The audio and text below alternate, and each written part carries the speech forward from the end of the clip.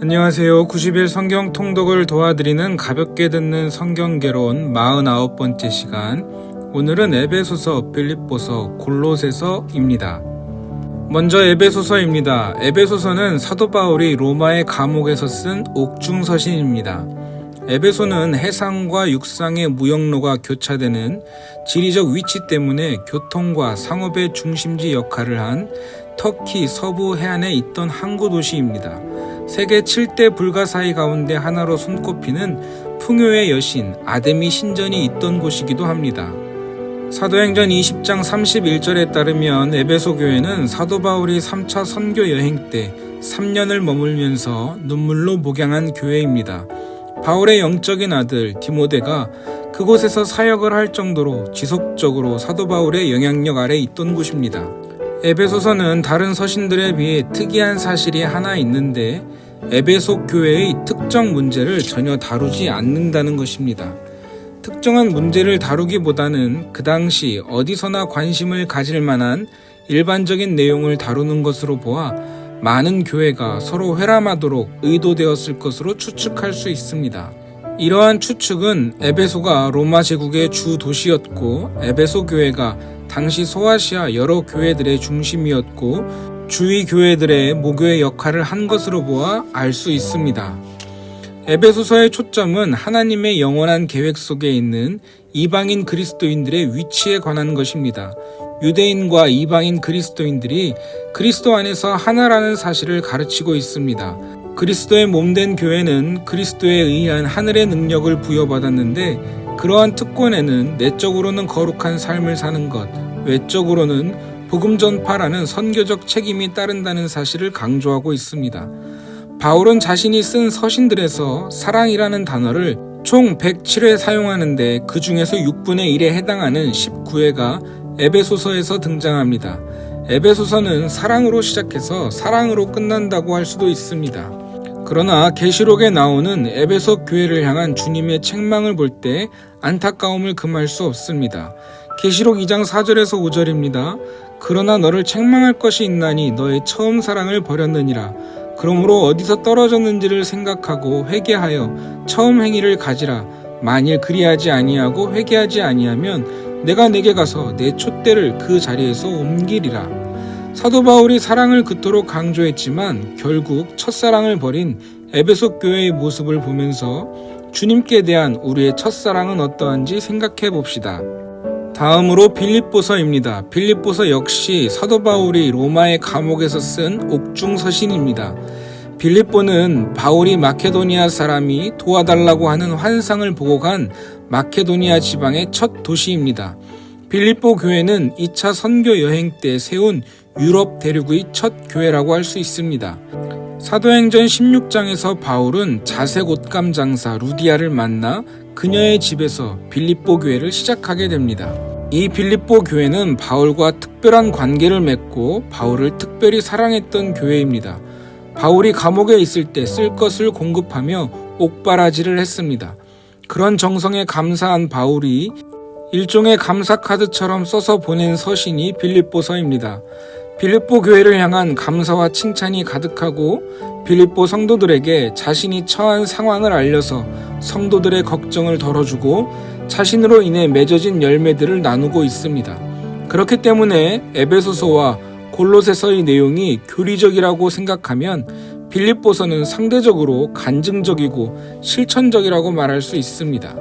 또한 우리는 빌립보서를 통해 예수 그리스도를 향한 바울의 온전한 헌신을 알 수 있습니다. 빌립보서 1장 20절에서 21절입니다. 나의 간절한 기대와 소망을 따라 아무 일에든지 부끄러워하지 아니하고 지금도 전과 같이 온전히 담대하여 살든지 죽든지 내 몸에서 그리스도가 존귀하게 되게 하려 하나니 이는 내게 사는 것이 그리스도니 죽는 것도 유익함이라. 빌립보서는 그리스도인의 삶에서 중요한 두 가지 요소를 강조합니다. 첫째는 그리스도의 마음을 가진 성도 간의 교제와 연합의 중요성입니다. 빌립보서 2장 1절에서 4절입니다. 그러므로 그리스도 안에 무슨 권면이나 사랑의 무슨 위로나 성령의 무슨 교제나 긍휼이나 자비가 있거든 마음을 같이하여 같은 사랑을 가지고 뜻을 합하며 한 마음을 품어 아무 일에든지 다툼이나 허영으로 하지 말고 오직 겸손한 마음으로 각각 자기보다 남을 낮게 여기고 각각 자기 일을 돌볼 뿐더러 또한 각각 다른 사람들의 일을 돌보아 나의 기쁨을 충만하게 하라. 너희 안에 이 마음을 품으라. 곧 그리스도 예수의 마음이니. 빌립보서가 강조하는 두 번째 요소는 기쁨의 중요성입니다. 빌립보서에는 기쁨이라는 단어가 총 10회 이상 사용되었습니다. 신약성경 전체의 어떤 책보다 기쁨과 감사에 대한 많은 언급이 있습니다. 바울이 감옥에 있다는 사실을 감안할 때 이렇게 기쁨과 감사가 넘친다는 사실은 그의 믿음이 얼마나 깊은지를 드러내고 있습니다. 빌립보서 2장 17절입니다. 만일 너희 믿음의 제물과 섬김 위에 내가 나를 전제로 드릴지라도 나는 기뻐하고 너희 무리와 함께 기뻐하리니. 빌립보서는 주 61년에서 63년경 쓰였고 옥중서신 중 가장 늦게 기록되었습니다. 감옥에서 보낸 시간이 길어짐에도 불구하고 기쁨을 강조하는 바울의 모습을 보면서 삶의 기쁨을 상실한 성도가 계신다면 빌립보서를 읽으면서 삶의 기쁨을 회복할 수 있기 바랍니다. 마지막으로 골로새서입니다.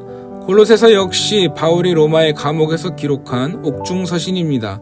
주 60년에서 62년, 2년 동안 로마의 감옥에 있을 때 기록하였습니다. 골로새는 에베소에서 동쪽으로 약 160km 떨어진 곳에 위치한 인구가 많고 번화한 도시였습니다. 골로새에서 사역하던 에바브라는 바울의 제자로 골로새 교회를 개척했고 바울은 골로새 교회를 방문하기 원했으나 실제로는 한 번도 방문하지 못했습니다. 바울이 감옥에 갇혀 있을 때 골로새 교회의 리더인 에바브라가 그를 방문합니다. 에바브라는 바울에게 골로새 교회의 영적인 진보와 교회가 직면한 두 가지 위험에 대해 알립니다. 첫 번째는 이방인이 주를 이루는 골로새 성도들의 삶이 회심 이전에 방탕한 방식으로 빠르게 되돌아가고 있다는 것이었습니다.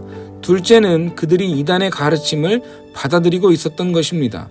바울은 두 번째 문제에 초점을 맞추어 가르침을 펼치는데 이는 이단 가르침의 문제가 필연적으로 방탕한 삶으로 이어지기 때문이었습니다. 골로새서에 등장하는 이단들의 정체는 확실히 알 수 없지만 세상의 초등학문을 가르치고 천사를 숭배하며 금욕주의자들이었던 것으로 보아 당시 교회들을 괴롭힌 원시 영지주의의 한 지류일 것으로 추측합니다.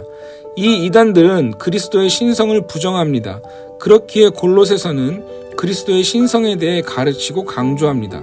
골로새서 1장 15절에서 17절입니다. 그는 보이지 아니하는 하나님의 형상이시요 모든 피조물보다 먼저 나신 이시니 만물이 그에게서 창조되되 하늘과 땅에서 보이는 것들과 보이지 않는 것들과 혹은 왕권들이나 주권자들이나 통치자들이나 권세들이나 만물이 다 그로 말미암고 그를 위하여 창조되었고 또한 그가 만물보다 먼저 계시고 만물이 그와 함께 섰느니라. 바울은 그리스도의 우월성에 대한 적절한 지식이 필요하다고 주장하며 보이지 않는 하나님의 형상이신 그분을 통해 세상이 창조되었으며 그분의 희생적 죽음과 부활의 능력을 아는 것이 중요하다고 가르칩니다. 인간의 철학과 종교의 위험성에 대해 경고합니다. 그리스도를 깊이 이해할 때 골로새 성도들이 옛 삶에서 벗어나 그리스도 안에서 새로운 삶과 성숙한 삶을 살아갈 수 있다고 도전하고 있습니다.